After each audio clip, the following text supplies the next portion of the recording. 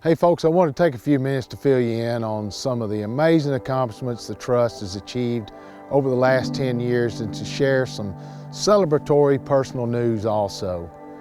For those of you that know me well and have spent some time with me in the field, you've probably heard me talk about the tenets that I've lived by pretty much all of my career. First one's be good to people. That's an easy one to do most of the time. Do your job. That's a really easy one to do.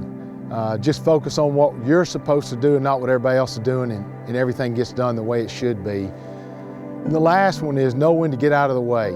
And that last one brings me to the celebratory personal news I want to share with you. I'm retiring from the Trust. It's the perfect time for me to step aside because we've accomplished almost everything we set out to do over the last 10 years. We've added over 1,500 acres to this beautiful place you see out here, and we're debt-free after doing that, which is an amazing thing.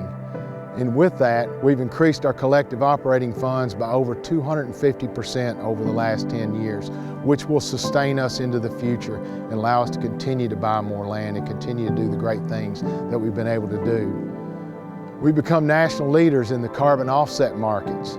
We've created the Appalachian Carbon Exchange, which allows you and others to buy and sell your carbon offsets to offset your footprint.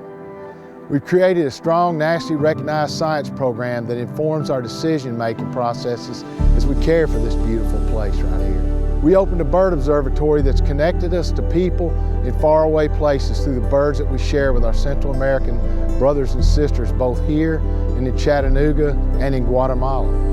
We've created and supported inclusive programs that provide access in the gorge and increased our miles of hiking and biking trails and added new camping, paddling, and climbing opportunities. And most importantly, we've engaged the community in this process and made it yours. It takes all of us to do these things. It will take all of us to continue it into the future. When I started working in professional conservation back in 1986, I knew I had a burden to carry, but it was a beautiful burden that was being handed to me by some incredible people who'd taken that burden from their predecessors. The beautiful burden, which is heavy, has always been a pleasure and an ease to carry because I've never carried it by myself. The strength to carry it comes from my colleagues, both past and present, the community, and the passion of all of you who love the art of this, right here, what you see right behind us, and what we see on a daily basis. This needs you at the local level, the grassroots level, because you know it and it knows you, and none of us know ourselves better than we're working at the local level. I've loved every minute of my time working in conservation and have never considered it as a labor.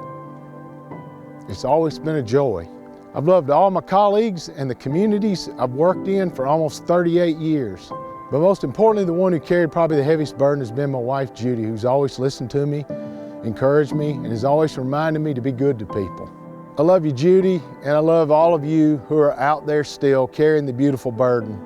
Thank you for the wonderful opportunity you've all given me. I will see you out there, and I will continue to carry the load in different ways and in different places, but I'm confident that the next generation can do this better than the last because they have to.